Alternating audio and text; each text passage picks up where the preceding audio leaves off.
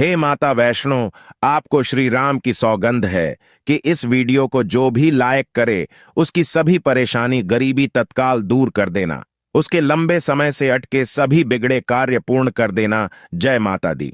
दोस्तों, भूल कर भी कन्याओं को ऐसा खाना कभी मत खिलाना। जानिए 2024 में कन्या पूजन कब है और क्या है। कन्या पूजन की विधि। दोस्तों, नवरात्रि का महापर्व माता सरस्वती, माता लक्ष्मी और माता काली तथा 9 देवी अर्थात 9 कन्याओं को समर्पित है। कन्या पूजन करने से हमारी समस्त पीड़ा दूर होती है, दुख दर्द दूर होते हैं, हर कष्ट दूर होते हैं, गृह क्लेश हमारे जीवन से हमेशा के लिए दूर हो जाते हैं। यहां तक कि पितृदोष, राहु दोष, मंगल दोष, काल सर्प दोष, मात्र कन्या पूजन से पीड़ित व्यक्ति को राहत मिलती है, सुकून मिलता है, घर में खुशियां आती हैं तथा अकाल मृत्यु घर में कभी नहीं होती। दोस्तों, नवरात्र की अष्टमी और नवमी तिथि पर कन्या पूजन का विधान है। इस बार महाअष्टमी तिथि 16 अप्रैल 2024 यानी कि इस दिन मंगलवार है और नवमी तिथि 17 अप्रैल 2024 दिन बुधवार को है। ऐसे में आप अष्टमी और नवमी को इन दोनों तिथियां में कन्या पूजन अवश्य ही करें। कन्याओं को भोजन अवश्य खिलाएं। शास्त्रों में 9 दिनों के नवरात्रि को बहुत ही शुभ और मंगलकारी माना जाता है और वहीं 8 दिनों के नवरात्रि को अच्छा नहीं माना जाता। ऐसे में 10 दिनों के नवरात्रि बहुत ही शुभ माने गए हैं। शास्त्रों के अनुसार नवरात्रि के दिनों में माता रानी का पूजन करने से, कन्या पूजन करने से मां अभय वरदान प्रदान करती हैं। कुंडली में जो कष्ट होते हैं उन्हें ठीक कर देती है। श्रीधर की तरह ही सच्चे हृदय वाले व्यक्ति के सभी कष्टों का निवारण मां शीघ्र ही करती है। मां की उपासना से विनम्रता का विकास होता है, सभी कष्ट, दरिद्रता, दुख, कष्ट नष्ट हो जाते हैं। नवरात्रि में माता रानी का व्रत और पूजन किया जाता है, लेकिन नवरात्रि के दौरान सबसे ज्यादा महत्व होता है कन्या पूजन का। दोस्तों, कन्या रानी जो होती हैं, फूल की पंखुड़ियों की तरह नाजुक होती हैं। कन्या पूजन सर्वोप्रिय है, श्रेष्ठ है। कन्या के रूप में स्वयं जगदम्बा देवी, माता वैष्णो, 9 देवियां अर्थात समस्त ब्रह्मांड इनके शरीर के कण कण में वास करते हैं। बहुत कम लोग जानते हैं 33 कोटि देवी देवताओं का वास होता है। कन्याओं के मस्तक पर कन्या चाहें छोटी हो चाहें बड़ी हो, वह सदैव पूजनीय है, मां के समान मानी जाती है। दोस्तों, माना जाता है व्रत और उपासना से माता रानी इतना प्रसन्न नहीं होती है जितना कि कन्या पूजन से होती है। नवरात्रि में छोटी छोटी कन्याओं को माता रानी का स्वरूप माना जाता है। कन्याओं को भोग लगाया जाता है, उन्हें प्रसन्न किया जाता है और बदले में आशीर्वाद मांगा जाता है। कन्याओं को प्रसन्न करने के लिए गिफ्ट आदि उपहार वगैरह दिए जाते हैं। माना जाता है अगर कन्याओं को कोई भेंट दी जाए और वो उसे खुशी खुशी स्वीकार कर ले तो इसका मतलब है माता रानी अर्थात माता वैष्णो ने वो भेंट स्वीकार कर ली जिन पर कन्याएं प्रसन्न होती हैं, तो समझो उन्हें माता रानी का आशीर्वाद मिल गया और माता रानी की कृपा से उन्हें मुंह मांगा वरदान प्राप्त होता है। कन्या पूजन कोई मामूली पूजन नहीं होता। समस्त ब्रह्मांड में जो पूजा होती है उनसे बढ़कर कन्या पूजन को माना जाता है। 10 बार गंगा स्नान करने से और 100 बार यज्ञ करने से तथा 1000 बार यात्रा करने से जो पुण्य मिलता है वह मात्र 1 बार कन्या पूजन करने से करोड़ों गुना भक्त को मिल जाता है, प्राप्त हो जाता है।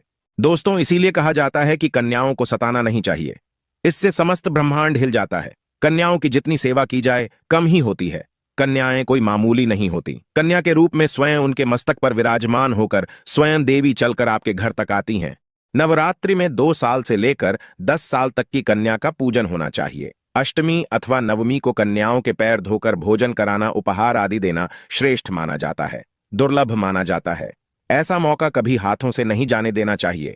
इस दिन जितना ज्यादा हो सके कन्याओं को हाथ पकड़कर, पैर पकड़कर अपने घर तक लेकर आएं। दोस्तों, वीडियो में आगे बढ़ने से पहले आप अपनी राशि भी कमेंट बॉक्स में जरूर डाल दीजिएगा। यदि हमारे पास कोई उपाय होगा तो वह आकर हम आपके कमेंट के रिप्लाई में बता देंगे। कोई भी राशि के अनुसार अगर उपाय करता है तो माता वैष्णो बड़ी प्रसन्न होती है और ऐश्वर्य धन प्रदान करती है, मालामाल बना देती हैं। इसीलिए राशि कमेंट में जरूर छोड़ें और हाँ, माता को एक लाइक जरूर करें। लाइक करने में कंजूसी ना करें। दोस्तों, कैसे करें? कन्याओं का स्वागत। कन्या जब आपके घर आए तब सभी के पैरों को दूध और पानी से उनके पैरों को धुलाना चाहिए। खासकर मर्दों को कन्याओं के पर आवश्यक धोने चाहिए, इससे मैया वैष्णो प्रसन्न होती हैं। दोस्तों, फिर उसके बाद कन्याओं को किसी साफ जगह पर जमीन पर कपड़ा बिछाकर बैठाना चाहिए। उनके माथे पर अक्षत, फूल और कुमकुम लगाना चाहिए। फिर उसके बाद भोजन ग्रहण करवाना चाहिए। लेकिन हमेशा याद रहें, कन्याओं की थाली में 3 पूरियां कभी न रखें। इसे शुभ नहीं, घोर अशुभ माना जाता है। 3 पूरियां तथा 3 रोटियां मरने वाले व्यक्ति के लिए निकाली जाती हैं और जेल में कैदियों के लिए दी जाती हैं। ऐसे में कन्याओं को उनकी थाली में 3 पूरी कभी ना दें, लेकिन 1-2 करके पूरियां दे सकते हैं। इससे 3 संख्या बढ़ जाती है और दोष भी नहीं लगता। दोस्तों, कन्याओं को खाना खिलाने के बाद अंतिम में कन्याओं के सर पर लाल चुनरी उड़ाना चाहिए और भोजन में आपको खीर, पूरी, हलवा, चना तथा आलू की सब्जी, छोले वगैरह की सब्जी खिलानी चाहिए। पनीर आदि भी खिलाया जा सकता है। वैसे माता रानी का प्रिय भोजन खीर, हलवा, पूरी और छोले आदि ही हैं, लेकिन भूल से भी लहसुन और प्याज का इस्तेमाल कभी ना करें, अन्यथा अनर्थ हो जाएगा। अक्सर कई लोग कन्याओं को कुरकुरे का पैकेट, चिप्स वगैरह का पैकेट खिलते हैं, जो कि घोर अनर्थ माना जाता है, क्योंकि इसमें लहसुन, प्याज का इस्तेमाल होता है, जिसके कारण आपका व्रत खंडित हो सकता है। मां दुर्गा क्रोधित हो सकती हैं। जहां आपने 9 दिनों तक लहसुन, प्याज का परहेज किया, लेकिन आपकी एक गलती पूरे व्रत को खंडित कर सकती है। इतना भी नादान नहीं बनना चाहिए कि माता रानी रूष्ट हो जाए और कन्याओं को भी अशुद्ध होना पड़े। कन्याओं को डब्बा बंद कोई भी ऐसी चीज ना खिलाएं जिसमें लहसुन, प्याज होता है। कई चीज तो ऐसी होती है मार्केट में जिसके अंदर लहसुन, प्याज का इस्तेमाल होता है। ऐसा आप कभी मत करना। दोस्तों, कई लोग कन्या पूजन में खाना घर पर नहीं बनाते और मार्केट से रेडीमेड लाकर ही खिलते हैं तथा दही जलेबी खिलाते हैं, जो कि शुभ नहीं माना जाता। दोस्तों, ऐसा खाना वो लोग खिलाते हैं जिनके घर में मान लीजिए कोई दुर्घटना आदि हो गई है या घर में कोई बीमार है या कोई मुसीबत है, तब वो ऐसा करते हैं। लेकिन अगर आप स्वस्थ हैं, आपको कोई पीड़ा नहीं है, तो ऐसा भूलकर भी नहीं करना चाहिए। माता रानी दही जलेबी नहीं, आपके हाथों का बना भोजन खाना चाहती है, आपका प्यार चाहती है। फिर चाहे आप घर में एक ही पूरी क्यों ना बनाएं माता के लिए, पर आप स्वयं ही अपने हाथों से माता रानी को भोजन खिलाएं। देखिए, भले ही आप दही जलेबी खिला सकते हैं, परंतु माता को घर का बना हुआ शुद्ध भोजन ही अति प्रिय है। खासकर नवरात्रों के दौरान घर में पक्का खाना अवश्य बनाना चाहिए। माता रानी बहुत प्रसन्न होती है। घर का बना पक्का खाना ही कन्याओं को खिलाना चाहिए। हमेशा याद रखें, कन्याओं को प्लास्टिक के बने दोने में खाना नहीं खिलाना चाहिए। ऐसे बर्तन पूजा पाठ के लिए शुभ नहीं अशुभ होते हैं, क्योंकि प्लास्टिक के ज्यादातर बर्तन जो होते हैं जानवरों की हड्डियों द्वारा बनाए जाते हैं, इसीलिए ऐसा पाप मत करना। कन्याओं को हमेशा स्टील के बर्तन या पत्तों से बने बर्तनों में ही भोजन कराना चाहिए। बहुत ही शुभ माना गया है। अगर पेड़ के पत्ते में भोजन कराते हैं तो माता अभय वरदान प्रदान करती है। दोस्तों, एक और बात हम आपको बताने वाले हैं कि यदि नवरात्रों के समाप्त होने के बाद यदि बीच में कन्या पूजन में शुक्रवार का दिन पड़ जाए तो कन्याओं को कोई भी खट्टी चीज नहीं खिलाना चाहिए, क्योंकि शुक्रवार का दिन माता संतोषी को समर्पित होता है और माता संतोषी नवरात्रों के दिनों में सक्रिय अवस्था में होती है, यानी वो भी 9 देवियों के साथ में आपके घर में आती हैं। इसीलिए कन्याओं को भूलकर भी शुक्रवार का दिन अगर पड़ जाए तो खट्टी चीज घर में नहीं बनाना चाहिए और कन्याओं को भी खट्टी चीज नहीं खिलाना चाहिए। घोर पाप लगेगा, आपका किया कराया सब बर्बाद हो सकता है। खट्टी चीजों से माता संतोषी रूष्ट हो सकती हैं, चिढ़ सकती हैं, आपको श्राप दे सकती हैं, इसीलिए नादान ना बने। दोस्तों, भोजन कराने के बाद कन्याओं की थाली में एक लौंग जरूर रखना चाहिए, क्योंकि लौंग देवी शक्ति तथा दुर्गा मां को बहुत प्रिय है। लौंग माता शक्ति का प्रतीक होती है। लौंग में नव दुर्गा का वास होता है। इन 9 दिनों में माता रानी को लौंग का भोग ही लगाया जाता है, तो खाना खाने के बाद कन्याओं को लौंग अवश्य अर्पित करें। माता रानी को अमृत से बढ़कर लौंग प्रिय है, इसीलिए कन्याओं को थाली में चुपचाप एक लौंग जरूर रख दें। आपका भाग्य चमक जाएगा। माता लक्ष्मी आपके जीवन में धन की कोई भी कमी नहीं होने देंगी। दोस्तों, आपको बता दें, कन्याओं को उपहार में क्या दें। कन्याओं को खुश करने के लिए उनकी थाली में दक्षिणा डालें, ताकि आपके घर में संपन्नता बनी रहे तथा धन की कोई भी कमी ना हो। कन्या जब आपके घर से खुशी खुशी धन लेकर जाती है तो वह भी आपको खुशी खुशी कई गुना आपको धन प्रदान करती है। इस समय कंजूसी मत करना, खुशी खुशी कन्याओं को धन अवश्य देना। कन्याओं को कोई सुंदर गिफ्ट दे सकते हैं। शास्त्रों में बताया जाता है कि कन्या जितना खुश होती है, माता रानी उतना ही जल्द फल की प्राप्ति प्रदान करती है। ऐसे में आप कन्याओं को चॉकलेट बॉक्स दे सकते हैं तथा खूबसूरत कपड़े दे सकते हैं। याद रहे, काले कपड़े ना दें और स्टील के बर्तन भी गिफ्ट के तौर पर दे सकते हैं। याद रहे कि कन्याओं को लोहे का कोई भी सामान नहीं देना चाहिए, नहीं तो राहु केतु का प्रभाव आपके जीवन में प्रवेश कर जाएगा। राहु काल तथा राहु दोष आपको लग जाएगा, आप बर्बाद भी हो सकते हैं। दोस्तों, जब कन्या अपने घर के लिए प्रस्थान करें तो उनके चरण जरूर छू लें और अपने मन में अपनी प्रार्थना को पूरा करें। सच्चे दिल से मांगी हुई मुराद माता रानी अवश्य ही पूरी करती है। सच्चे दिल का मतलब होता है मन में कोई भी लालच ना हो, और अगर वो लालच माता को पाने के लिए बन जाए तो उसे बोलते हैं सच्ची श्रद्धा और सच्ची भक्ति। ऐसी भक्ति के आगे स्वयं 33 कोटि देवी देवता आपको नमस्कार करते हैं। दोस्तों, नवरात्रों के दिनों में अगर मिल जाए आपको ये संकेत, तो समझो मां दुर्गा आपके घर में आ चुकी हैं।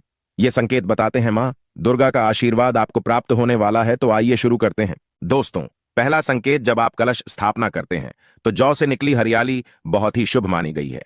कहा जाता है कि जौ से निकली हरियाली हमारे भविष्य में होने वाले अच्छे और बुरे होने का संकेत देती है। ये सभी बातें हमारे आने वाले साल का भविष्य बताती हैं। यदि आपने जौ बोए है और वो किसी कारणवश नहीं हो पाए हैं, तो ये संकेत बड़ा ही मनहूस माना गया है। कहा जाता है कि नवरात्रों में जौ अगर सूख जाते हैं या बढ़ते नहीं हैं, तो आपको समझ लेना चाहिए कि ये साल आपका खराब होने वाला है तथा घर में कोई बीमारी आने वाली है, या दिन दुगनी रात चौगुनी आपकी कम होने वाली है या घटने वाली है। दोस्तों, ये धन हानि का संकेत माना गया है, क्योंकि आपने कोई ना कोई गलती ऐसी कर दी होगी जिसके कारण माता रानी नाराज हो गई हैं। इसीलिए माता से आप क्षमा अवश्य मांग ले। माँ अपने भक्तों को अवश्य माफ करती है। एक माँ ही होती है जो अपने बेटे को, अपने लाल को हर गलती पर माफ करती है। लेकिन ऐसा बेटा किस काम का जो माँ से माफी ना मांगे। इसीलिए माता रानी से अपनी गलती की माफी अवश्य मांग लें। मैया वैष्णो अपने भक्तों को कभी निराश ही नहीं करती, बल्कि उन्हें धन धान्य से और खुशियों से परिपूर्ण बना देती है। और दोस्तों, यदि जौ हरे भरे हो जाते हैं तो ये शुभ संकेत होता है। इससे आने वाले समय में आपको बहुत ज्यादा ही धन लाभ होगा।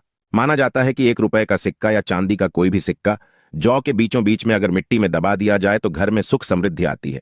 माता लक्ष्मी दौड़ी दौड़ी चली आती है। जौ के अंदर हमेशा 1 रुपए का सिक्का अवश्य डालना चाहिए।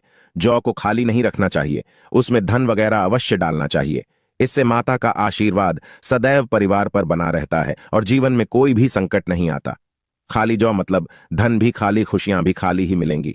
दोस्तों, नंबर 2, यदि आपकी नींद नवरात्रों के दौरान सुबह 4 बजे के आसपास खुलती है तो इसे बड़ा ही शुभ संकेत माना जाता है, क्योंकि ये समय ब्रह्म मुहूर्त कहलाता है। इस समय देवी शक्ति अपने सच्चे भक्तों को ही जागती है। इस समय उठाना मतलब माता की कृपा प्राप्त करने के बराबर माना गया है। ये संकेत बताते हैं कि माता की सच्ची भक्ति का प्रभाव आपके ऊपर हो चुका है और माता रानी आपको जल्दी ही कोई खुशखबरी देने वाली है।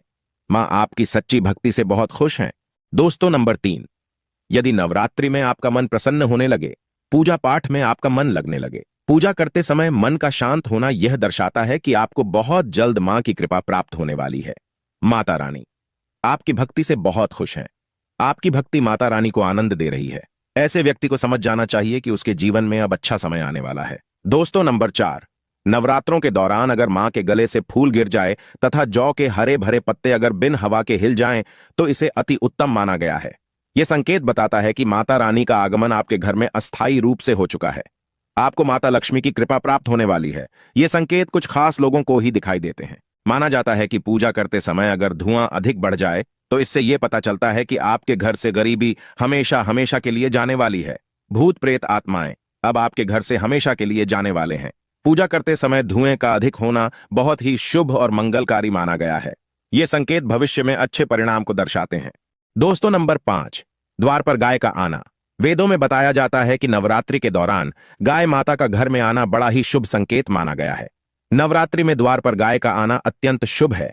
यदि आपके भी द्वार पर गाय आती है तो गाय के माथे पर कुमकुम लगाना ना भूले तथा गाय को रोटी जरूर खिलाएं। इससे मां दुर्गा अत्यंत प्रसन्न होंगी और आपकी झोली खुशियों से भर देंगी। द्वार पर गाय का बार बार आना भी जीवन में आने वाले अच्छे संकेतों की ओर इशारा करता है। दोस्तों, नंबर 6, सपने में शेर का दिखाई देना। अगर आपके सपनों में मां दुर्गा दिखाई देती है, अर्थात कोई भी देवी अगर आपके सपनों में दिखाई देती है, तो बड़ा ही शुभ माना गया है। नवरात्रों के पावन अवसर पर माता के दर्शन किसी खास भक्तों को ही होते हैं। ये सपने कभी किसी को शेयर मत करना। यदि माता की सवारी तथा शेर रात्रि में सपने में बार बार दिखाई देता है तो मां दुर्गा आपसे प्रसन्न है। ये संकेत बताते हैं कि जल्द ही आपकी कोई मनोकामना अवश्य पूर्ण होगी और आपके शत्रुओं का नाश हो जाएगा। शत्रु आपके नाम से ही थर थर कांपने लगेगा। मां दुर्गा का वाहन शेर है, इसीलिए नवरात्रि में शेर का दिखाई देना अत्यंत शुभ संकेत होता है। दोस्तों, नंबर 7, यदि कोई छोटी कन्या आपको सुबह सुबह लाल वस्त्र धारण किए हुए दिखाई देती है तो आपने साक्षात मां दुर्गा के दर्शन किए हैं। यदि नवरात्रों में सबसे पहले आपके घर में कन्याओं का आगमन हो जाए तो समझो आपको दुनिया की कोई भी शक्ति, ब्रह्मांड की कोई भी शक्ति आपको करोड़पति होने से नहीं रोक सकती। आपके जीवन में, आपके घर में माता लक्ष्मी का आगमन होने वाला है। आप दिन दुगनी रात चौगुनी तरक्की करेंगे। अब आप खुशियां मनाइए और मिठाइयां बांटें। ऐसे में कन्याओं को भरपूर तरीके से खुश रखें और उनका आगमन दूध से चरण धुलाकर करें। कोई भी कंजूसी ना करें। दोस्तों, माता रानी आपको यह संकेत दे रही है कि अब आपका बुरा समय समाप्त हो चुका है। अब जीवन में सुख समृद्धि के द्वार खुल जाएंगे। दोस्तों, नंबर 8, घर पर उल्लू का आना। यदि मां लक्ष्मी का वाहन उल्लू नवरात्रि में आपके घर पर आकर बैठ जाए तो यह भी शुभ संकेत है। इसका अर्थ है कि मां लक्ष्मी का आपके घर में प्रवेश हो चुका है और आपकी आर्थिक स्थिति और मजबूत होगी। लेकिन याद रहे, उल्लू नवरात्रि और दीपावली पर आना ही शुभ माना जाता है। दोस्तों, नंबर 9, यदि ब्रह्म मुहूर्त के समय यानी सुबह के 4 बजे के आसपास घंटियों की आवाज सुनाई दे जाए या शंख की आवाज सुनाई दे जाए तथा कोई भजन सुनाई दे जाए तो बड़ा ही शुभ संकेत माना गया है।